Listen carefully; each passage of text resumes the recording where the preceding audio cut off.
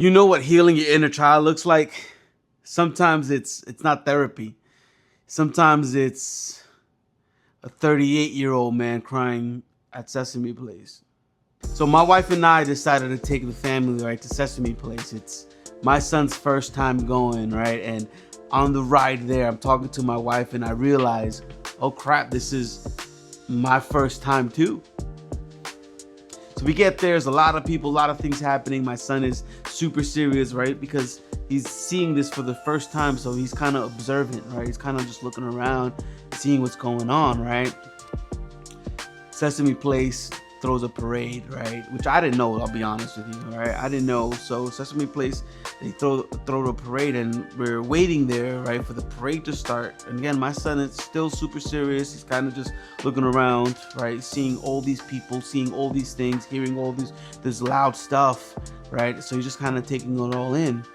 Parade starts, right? We start seeing people walk by, right? Big Bird comes, right? And we see Bert and Ernie, we see Rosita, right? And slowly you start seeing my son's serious face just start to lighten up, right? Because all the characters that he saw on TV, that he sees on TV, are now standing right in front of him, and he's like, oh crap, he's realizing what's going on or who they are, right?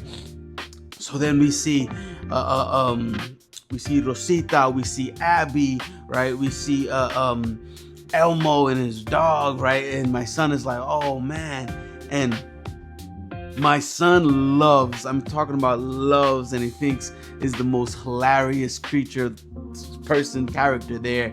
My son loves Grover, right? So he sees Grover and his face is just, oh my God, right? And I'm like yelling, Grover, Grover, right? And then all of a sudden I see Oscar the Grouch. See, Oscar the Grouch was always my favorite growing up for whatever reason. It wasn't Elmo. Everybody loved Elmo. It wasn't Big Bird because everybody saw Big Bird and liked Big Bird. I happened to just like Oscar the Grouch. See, and as I'm watching Oscar the Grouch pass on by, I wasn't a father at that moment. I wasn't a grown man at that moment. I was taken back to the 5-year-old kid watching Sesame Street, seeing his favorite character right in front of him. Something I didn't have growing up. And I'm not gonna lie, right? It felt weird, felt guilty, right? Especially when there's a dad in front of me turning around when I'm screaming and just looks at me all weird, right? Felt a little guilty because this is a moment that my son should be having. Am I stealing it from him? Am I supposed to be just there for him to enjoy it? Not get overly excited because my favorite character is in front of me. Yeah, I felt guilty, especially when that dad looked at me like that.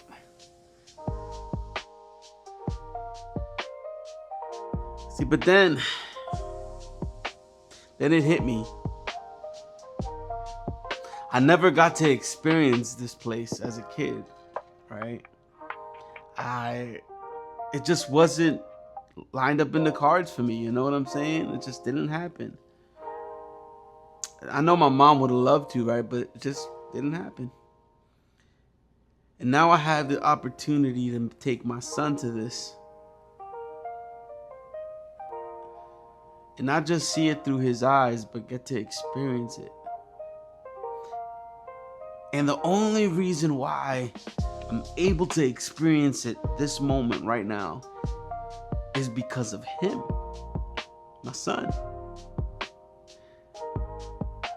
And it's not that I'm stealing this moment from him. It's actually a gift that he gave me without even knowing. He allowed me to heal something. He allowed me to experience this with him.